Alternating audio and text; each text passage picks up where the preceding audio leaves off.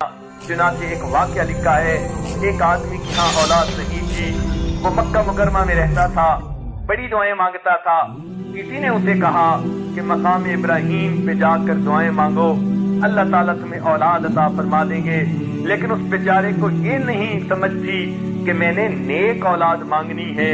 चुनाचे वो मकाम इब्राहिम पर पहुंचा और वहां जाकर उसने 2 रकत नफल पढ़कर खड़े होकर दुआ मांगी, ऐ अल्लाह मुझे बेटा दे दे। अब चूंकि बेटे की दुआ मांगी, अल्लाह ने दुआ तो कबूल कर ली, लेकिन बेटा नाफरमान निकला। जैसे ही उसने जवानी में कदम रखा, उसने अय्याशी वाले काम शुरू कर दिए, लोगों की इज्जतें खराब करने लगा। माहौल के अंदर, मुआशरे के अंदर उसकी वजह से बहुत परेशानी आ गई। लोग उसको बुरा समझते और उसकी वजह से माँ बाप को बुरा कहते। हत्ता कि उस नौजवान ने ऐसे बदमाशी के काम किए कि माँ बाप कानों को हाथ लगाते। बड़ा बाप परेशान हुआ, बच्चे को समझाता, उसके कान पे क्यों न रींगती। उसको जवानी का नशा चढ़ा हुआ था, उसको एक बात कान से सुनता और दूसरे कान से निकाल देता।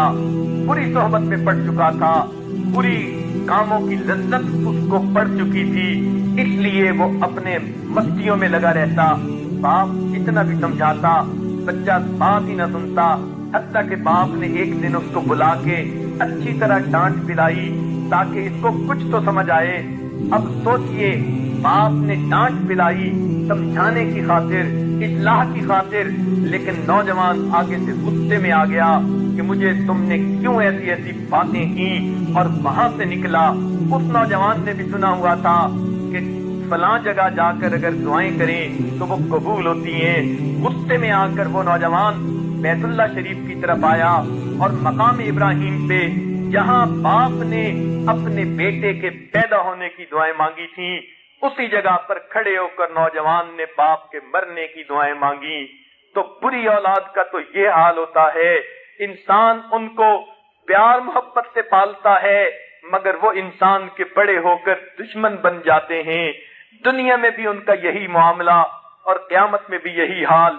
इसलिए क़यामत के दिन नाफरमान औलाद, बदकार औलाद को जब खड़ा किया जाएगा और पूछा जाएगा तुम क्यों नाफरमान बने, तो वो अपना सारा बोझ अपने माँ बाप पर डाल देंगे। कहेंगे रब्बना इन्ना अताना सादतना व कुबराना, ए परवरदिगार हमने अपने बड़ों की, माँ बाप की, अपने उमरा की, बड़ों की हमने तामील की। उन्होंने कहा था बेटी तूने ग्रेजुएशन करनी है, मैंने करके दिखा दी। उन्होंने कहा था कंप्यूटर साइंसेज पढ़नी है, मैंने पढ़ के दिखा दी। उन्होंने मुझे कहा था तूने बिजनेस की मैनेजमेंट करनी है, मैंने करके दिखा दी। जो दुनिया के टारगेट उन्होंने दिए थे, अल्लाह मैंने करके दिखा दिए। माँ बाप काश मुझे दीन के रास्ते पे डालते, मैं भी दीनदार बन जाता। उन्होंने तो मुझे दुनिया की इज्जतों के पीछे भगाया कि दुनिया में नाम हो, दुनिया में तारीफें हो, दुनिया का रिज़्क अच्छा हो। जो उन्होंने कहा अल्लाह हमने करके दिखा दिया, ये हमारा कसूर नहीं, ये माँ बाप का कसूर है।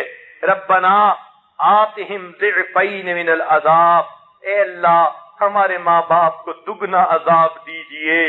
वल्अनहुम लानन कबीरा, अल्लाह इन पर लानतों की बारिश बरसा दीजिए। देखिए कुरान मजीद की आयत क्या बता रही है। अगर हमने इस औलाद को दीन न सिखाया, नेक न बनाया, दुआएं न मांगी, ये क़यामत के दिन मुकदमा दायर करेगी। करतूत अपने होंगे, बदमाशियां अपनी होंगी, गुनाह अपने होंगे, मगर अपने आप को बचाने की खातिर माँ बाप के सर पे डाल देंगे। कहेंगे अल्लाह इनको दुगना अजाब दीजिए। और सिर्फ अजाब की बात नहीं, कुरान पाक के अल्फाज हैं, ये भी साथ कहेंगे वल्अनहुम लानन कबीरा, अल्लाह इन पर लानतें बरसा दीजिए। अजीब बात है, औलाद ये कहेगी। चुनाचे अल्लाह ताला फैसला फरमाएंगे लिकुल्लिन ज़िफ़, तुम सब के लिए दुगना अजाब है, बच्चों को भी दुगना, माँ बाप को भी दुगना। तो औलाद अगर बुरी हुई, माँ बाप पकड़े जाएंगे।